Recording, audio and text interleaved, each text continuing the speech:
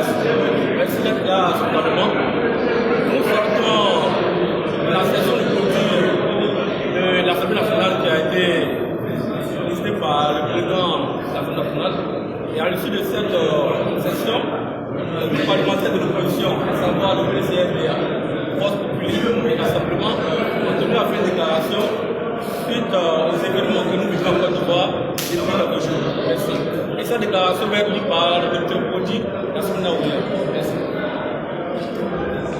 Merci, cher collègue. Olivier. Déclaration des groupes parlementaires. PDCI RDA, Rassemblement et Force Populaire en vue de la suspension de la détention de plusieurs députés depuis le lundi 23 décembre 2019. Depuis le 23 décembre 2019, plusieurs membres de l'Assemblée nationale, notre auguste institution, font l'objet de procédures pénales diverses en violation de la Constitution du 8 novembre 2016 et du règlement de l'Assemblée nationale en raison de l'immunité parlementaire dont ils bénéficient. En effet, à l'occasion d'une conférence de presse qu'ils organisaient au siège de leur mouvement Génération et Peuple Solidaire le lundi 23 décembre 2019, plusieurs responsables du dit mouvement ont été interpellés par les forces de l'ordre qui avaient pris d'assaut ce siège sis à Abidjan, Cocody, Riviera. Au nombre des personnes mises aux arrêts, on note la présence de 5 députés dont les noms suivent. Monsieur Lomognon Agniman Alain Michel, député élu de la circonscription de Daïri, Fresco et Bagba, commune et sous-préfecture, ancien ministre. Monsieur Soro Kanigi Mamadou, député élu de la circonscription de Kanoroba, Nafou et Sirasso, commune et sous-préfecture. Monsieur Yao Soumaïla, député, élu de la circonscription de Kokomia, Tankessé et Tienkwako, commune et sous-préfecture. Monsieur Kamara Lukiman, député, élu de la circonscription de Kouko et Bouna, commune et sous-préfecture. Monsieur Soumaoro Kondo, député, élu de la circonscription de Biancouma, Lapleu, Pata et Santa, commune et sous-préfecture. Au terme d'une procédure expéditive, ces honorables députés ont été déférés à la maison d'arrêt et de correction d'Abidjan, Maca, où ils croupissent depuis lors.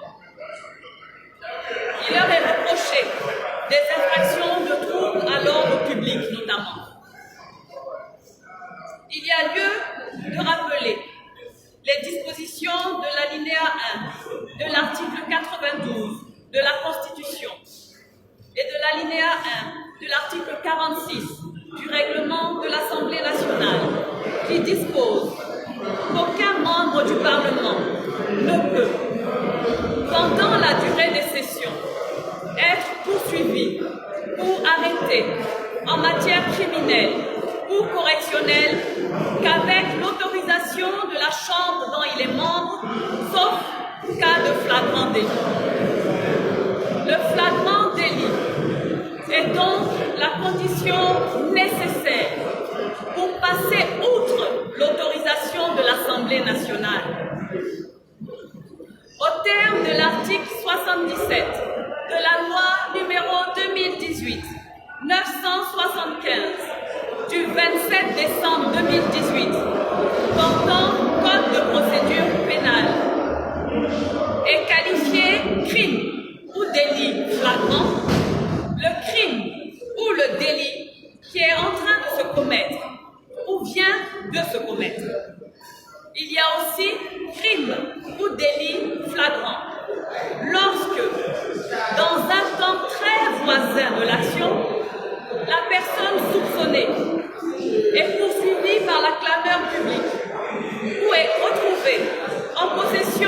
l'objet ou présente des traces ou indices laissant penser qu'elle a participé au crime ou délit.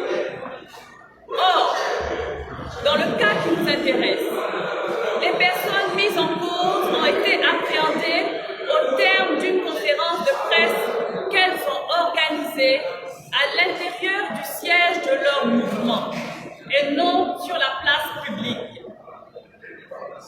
Au demeurant, l'ouverture d'une information judiciaire sur ces faits et dont est saisi le doyen des juges d'instruction incline à penser qu'il ne peut s'agir d'un crime ou d'un délit flagrant comme annoncé par Monsieur le procureur de la République.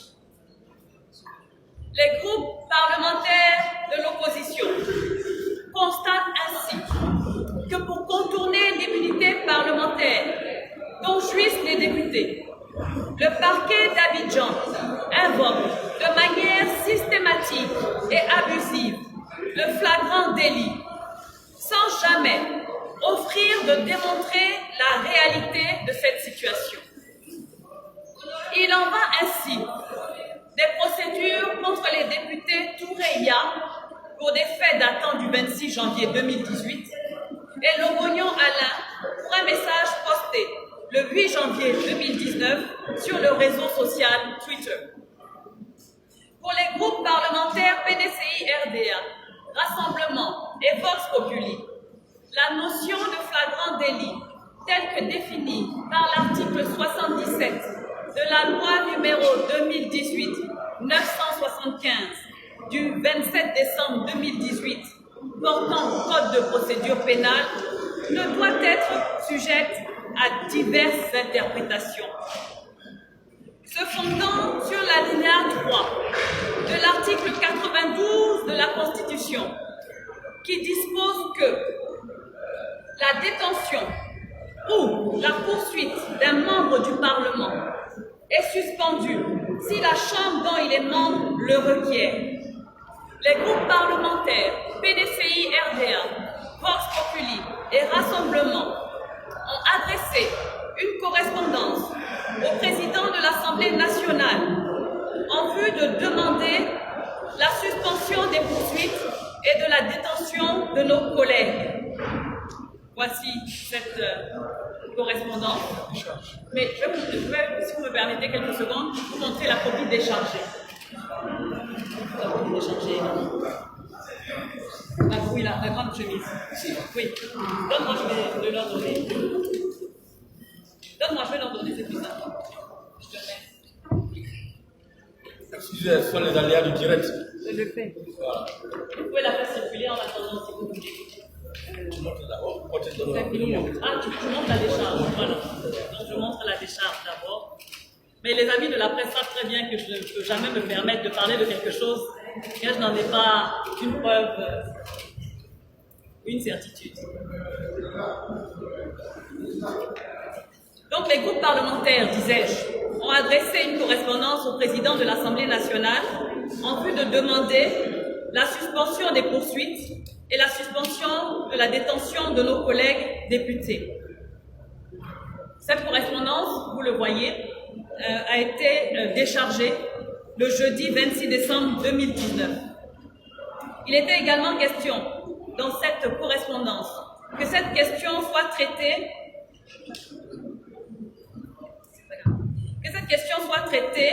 au cours de la séance plénière de ce jour. Ça a été donc l'objet de l'observation du député Maurice Kakou-Bikawe au nom des 3 groupes parlementaires d'opposition. Donc, comme vous avez pu, si vous étiez à l'intérieur de la salle, aujourd'hui nous étions en plénière, ce n'était pas une séance à huis clos, vous avez pu constater qu'au moment où l'ordre du jour devait être adopté, le président du groupe parlementaire PDCI-RDA a pris la parole pour demander que la question de la suspension des poursuites et la suspension de détention de nos 5 collègues qui sont aujourd'hui incarcérés à la MACA soit traitée aujourd'hui. Le président de l'Assemblée nationale nous a indiqué que le courrier se trouvait effectivement à l'Assemblée nationale, mais n'était pas encore arrivé à son niveau. Mais que dès qu'il l'aurait reçu, conformément au règlement de l'Assemblée nationale, je vais vous montrer l'article aussi dont il est question, que conformément au règlement de l'Assemblée nationale, il traiterait ce courrier avec diligence. Que dit le règlement de l'Assemblée nationale? Article 47, article qui a été évoqué par le président Amadou Soumaoro, en présence du corps diplomatique, des membres du gouvernement, de la presse, du vice-président de la République de Côte d'Ivoire, donc de la communauté nationale et internationale. Lorsque l'Assemblée nationale, pendant la durée des sessions, est saisie par le parquet en vue d'obtenir l'autorisation de poursuivre ou d'arrêter un député en matière criminelle ou correctionnelle ou d'une demande de suspension de poursuite déjà engagée, il est constitué une commission spéciale pour l'examen du dossier. Cet alinéa 1 de l'article 47 est très important parce que le lundi 23 décembre 2019, nous étions en session ordinaire. Cette session ne vient d'être fermée que maintenant. Donc, qui dit session ordinaire dit que l'article 47 alinéa 1 s'applique. Quand le procureur saisit l'Assemblée nationale ou quand des poursuites sont déjà engagées mais qu'une demande de suspension arrive, il faut mettre en place une commission spéciale pour l'examen du dossier. Donc nous pourrions faire ce petit point de presse aujourd'hui pour que tout le monde soit au même niveau d'information. Le président de l'Assemblée nationale a indiqué, et vous en êtes donc témoin, qu'il ne s'agira pas pour le bureau seul de statuer, comme si nous étions hors session. Les faits se sont déroulés pendant la session. Nous restons, chers amis de la presse, ouverts à vos éventuelles questions.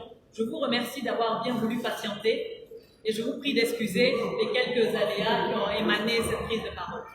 Merci.